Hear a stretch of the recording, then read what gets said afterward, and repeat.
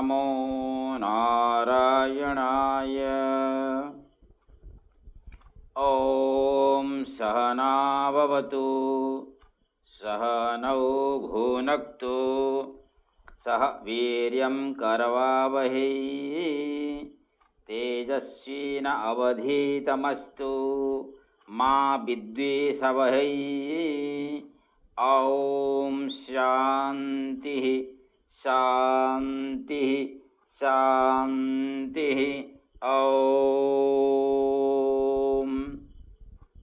ॐ अथ पुरुषाः वै नारायणः अकामयत् प्रजा सृजायेति। नारायणात् प्राणः जायते मनः सर्व इन्द्रियाणि च। खं वायुः ज्योतिः आपः पृथिवी विश्वस्य धारिणी। नारायणात् ब्रह्मा जायते नारायणात् रुद्रः जायते नारायणात् इन्द्रः जायते नारायणात् प्रजापतयः प्रजायन्ते नारायणात् द्वादश आदित्य रुद्रा वसवः सर्वाणि च छन्दागंसि। नारायणात् एव समुत्पद्यन्ते नारायणे प्रवर्तन्ते नारायणे प्रलीयन्ते। ॐ अथ नित्यः नारायणः ब्रह्मा नारायणः शिवः च नारायणः शक्रः च नारायणः द्यावा पृथिव्यौ च नारायणः कालः च नारायणः दिशः च नारायणः ऊर्ध्वः च नारायणः अधः च नारायणः अन्तः बहिः च नारायणः। नारायण एवेदगं सर्वं यत् भूतं यच्च भव्यं निष्कलः निरञ्जनः निर्विकल्पः निरच्छादः शुद्धः देव एकः नारायणः। न द्वितीयः अस्ति कश्चित् य एवं वेद स विष्णु एव भवति स विष्णु एव भवति।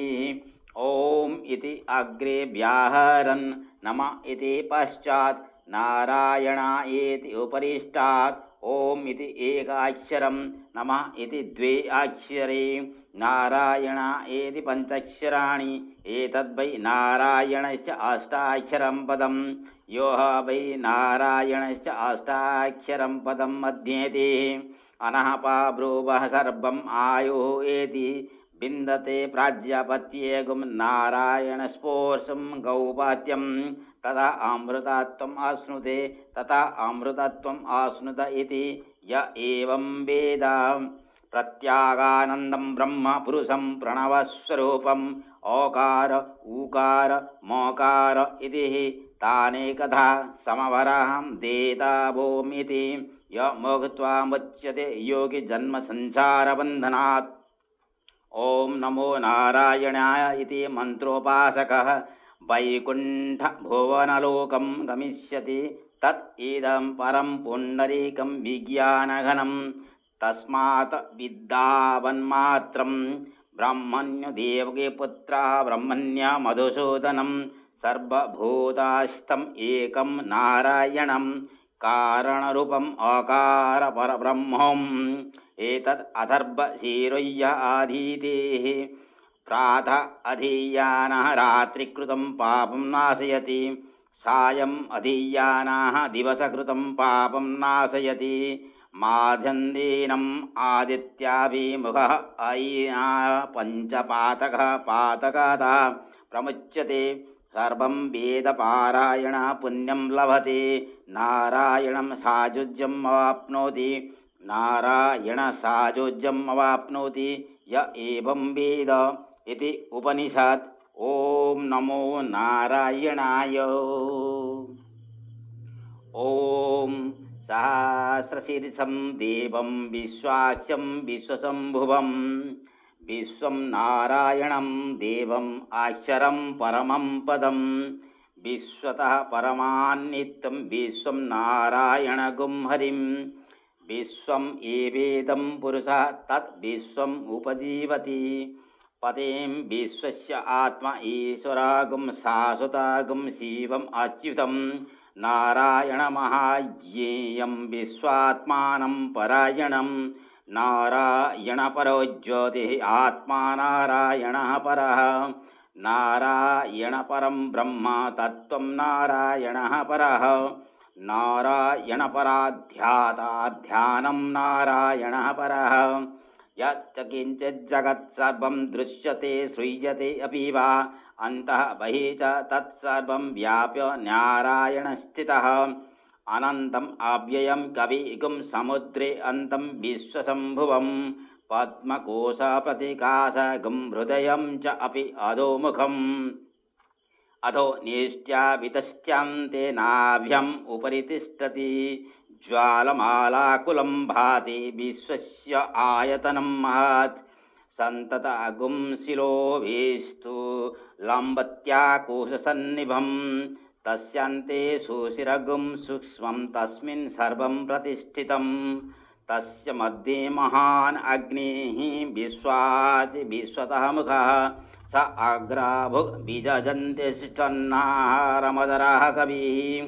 त्रिरग्न्यूर्ध्वम् अधशायिरश्मया तस्य सन्तता सन्तापयति स्वं देहम् अपादहति लमस्तकम् तस्या मध्यवन्निशिका अणियोर्ध्वा व्यवस्थितः नीलयोयमध्यस्ताद्विद्युत् लेखाभास्वता निवारशुकभावन्निपीता भासत्वाणुर्पमा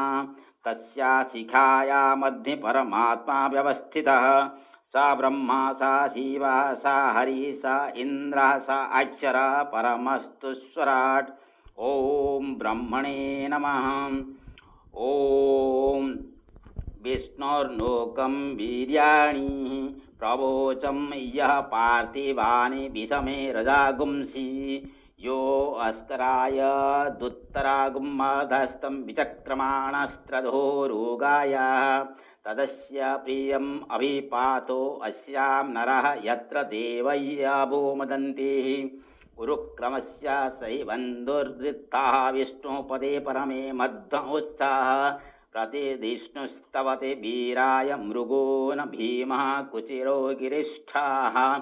यश्चुरुश्रुत्रेषु विक्रमाणेषु अधिक्षीयन्ति भुवनानि विश्वा परो मात्रय्या तनुवा बृधानः न ते महित्वम् आन्नश्नुवन्ति उद्भेते विद्मरजसि पृथिव्याः विष्णो देवत्वं परमस्य वित्से विचक्रमे पृथिवीम् एष एतां क्षेत्राय विष्णुः मनुषे दशस्नन् ध्रुवासो अस्य किरयोजनासाः उरुस्केतागं सुजोनिमाचकार त्रिदेवाः पृथिवीम् एष एतां विचक्रमे सतः सम्महित्वा प्रविष्णुम् आस्तु तव सस्तविरीन् ते सख्यश्चस्तविरस्य नामाः। ॐ श्री विष्णवे नमः। ॐ तत्सायोरावृणीमहे गातुं यज्ञाय गातुं यज्ञपतये देवीः स्वस्ति अस्तु नः स्वस्ति मानुषेभ्यः ऊर्ध्वं जिगातो भेषजं सन्नो अस्तु द्विपदे सं चतुष्पदे ॐ शान्तिः शान्तिः शान्तिः। ॐ सहस्रशीर्षा पुरुषः सहस्राख्यः सहस्रपात् स भूमिं विश्वतो वृत्वा अत्यतिष्ठ दशाङ्गुलं पुरुष एवेदगुं सर्वं यद्भूतं यच्च भव्यम् उताम्रोदत्तशेषानः यदन्नेनातिरोहति एतावानस्य महिमा अतो ज्यायागुंश्च पुरुषाः पादोस्य विश्वभूतानि त्रिपादस्य अमृतं दिवि त्रिपाद ऊर्ध्वम् उद्येत् पुरुषाः पादस्येह भवात् पुनः ततो विश्वं व्यक्रामत् शासनानसने अभि तस्मात् विराट जायत विराजो अधिपुरुषः स जातो अत्यरिच्यत पश्चात् भूमिं मथः पुरा यत्पुरुषेण हविषा देवा यज्ञमतन्वतः वसन्तो अस्यासित् आज्यं